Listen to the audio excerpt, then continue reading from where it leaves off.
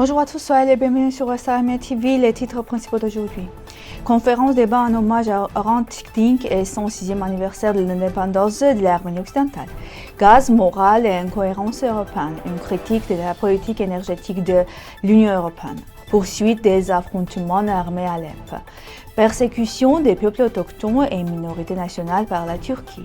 Les Arméniens d'Artsakh sont privés du droit de célébrer Noël sur leur terre natale. Ovik Avanesov. Une série d'événements en hommage à Hrant Dink. Acteurs Marian et Jambazian reçoivent le prix de traduction arménienne occidentale. L'Assemblée des Arméniens d'Arménie occidentale et le député d'Arménie occidentale, Martidos Chakourian, organisent une conférence débat en hommage à Hrant Dink et à l'occasion du 106e anniversaire de l'indépendance de l'Arménie occidentale. Dimanche 18 janvier 2026.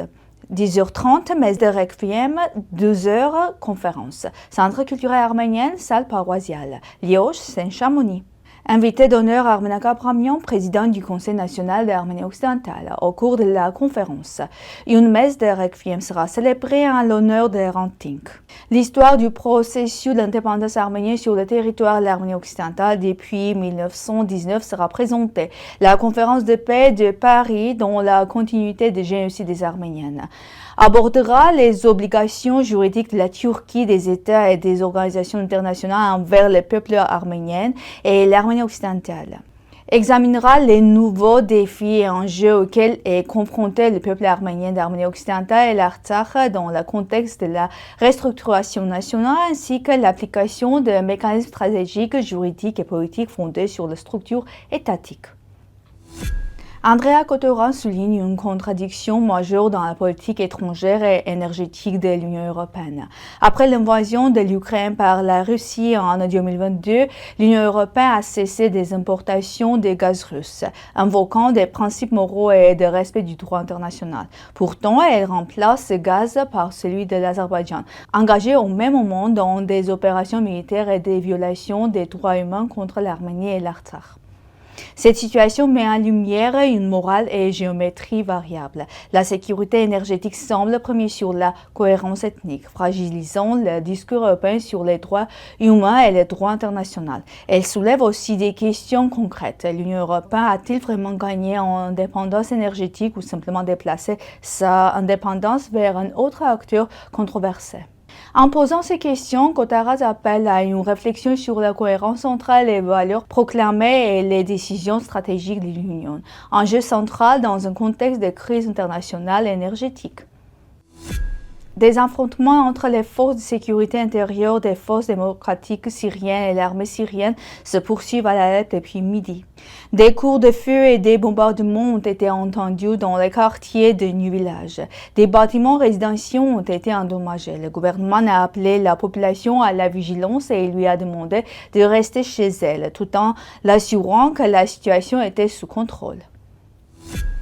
Dans les années 1930 et 1940, la Turquie a mis en œuvre une politique d'État systématique visant les peuples autochtones, minorités nationales et religieuses, arméniennes, grecques, azériennes et juifs. D'après les données documentées de l'historien turc, des lois et des décrets restreignant les droits professionnels, économiques et civils des non-musulmans ont été promulgués durant cette période et des déportations forcées, des répressions de masse et des campagnes de propagande ont été menées. Cet article montre comment cette politique a conduit à la désintégration des communautés, à l'immigration et à de lourdes pertes humaines. À l'occasion de Noël, Ovik Avanesov va rappeler que les Arméniens d'Artsakh sont aujourd'hui privés du droit fondamental de célébrer Noël sur leur terre natale en raison de l'occupation de l'Artsakh par l'Azerbaïdjan et des déportements forcés de la population. Il a souligné que le patrimoine culturel et spirituel arménien d'Artsakh est menacé de destruction et que le silence de la communauté internationale contribue à l'impunité. M. Avanesov va appeler à faire éclater la vérité et à défendre la justice, la paix et la dignité humaine. La Fondation Hrant Dink organise une série d'événements commémoratifs le 19e anniversaire de l'assassinat de Hrant Dink, fondateur du journal Agos. Ce programme vise à honorer sa mémoire, à poursuivre la quête de justice et à enrichir le débat public sur les notions de vérité, de mémoire et de coexistence.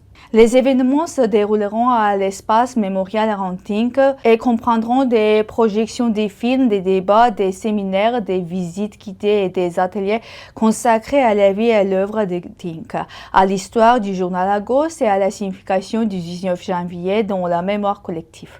Ce programme a pour ambition non seulement de commémorer, mais aussi de promouvoir les idéaux de justice, de réconciliation et de coexistence pacifique. La Bourse israélienne pour la traduction d'œuvres de l'Arménie occidentale a annoncé ses lauréats pour 2025. Cette année, elle a été décernée à Maral Artochmarkian et Rouben Jambazian pour leur contribution majeure à la traduction d'œuvres de la littérature arménienne occidentale. Maral Artochmarkian a traduit Lusignac de Granouche Archakian et Rouben Jambazian a traduit Portrait inachevé de Souren Tchekichian. Ces traductions contribuent à la diffusion de la littérature arménienne occidentale auprès d'un large public tout en préservant la richesse de la langue et du style des textes originaux. Décrochée chaque année en hommage à Souren israélien, cette bourse vise à promouvoir l'accès mutuel à la littérature arménienne tandis que l'Arménie occidentale vers l'anglais que dans les deux sens. Maral Artochmarkian est chercheuse, écrivaine et traductrice, tandis que Rouben Jambazian est écrivain, éditeur et traducteur. Ils vivent actuellement à Erevan et participent activement à des publications bilingues arméniennes-anglais. C'est tout pour aujourd'hui. Merci d'être avec nous. Au revoir.